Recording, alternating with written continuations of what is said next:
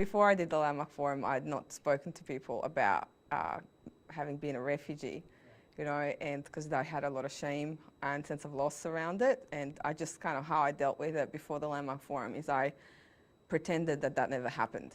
And I pretended that the family that had died hadn't died, and, you know, that they just didn't exist. And I didn't stay in contact with them. That was my way of dealing with it. And so when I did the Landmark Forum, that's not why I did the Landmark Forum, but it came up during my Landmark Forum as something that wasn't complete from my past.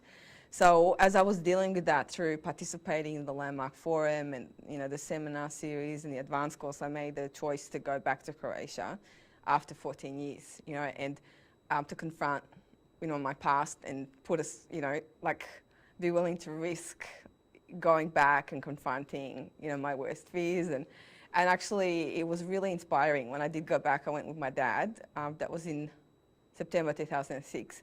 And the thing that really struck me was that when I looked at, you know, when I came to my hometown, 14 years later, they still had buildings that had bullet marks, half blown up buildings, you know, with trees growing out of them. And it was just very different to how I remember it growing up. And I had this epiphany, you know, that there's more to peace than a ceasefire, you know.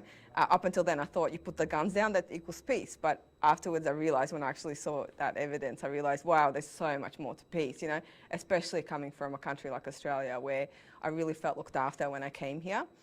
And so that's when I really decided to go. It wasn't really a decision to go into peace building. I just kind of came back and started sharing this with people around me. And one of my friends said, oh, you should so apply for this Rotary Peace Fellowship. And I applied and didn't think I would get it, and I did. And that's really how I ended up going down that pathway.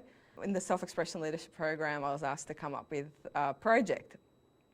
And actually it was towards the end of the program that I came up with this idea of a day to celebrate the triumphs of refugees, a day to showcase the talents of refugees, so show a more positive message of the refugee experience, to celebrate their triumphs instead of, you know, the sad stories.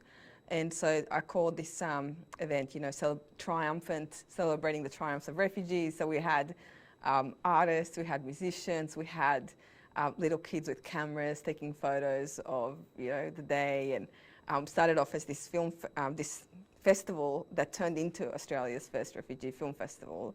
That's still going, even though I'm not involved.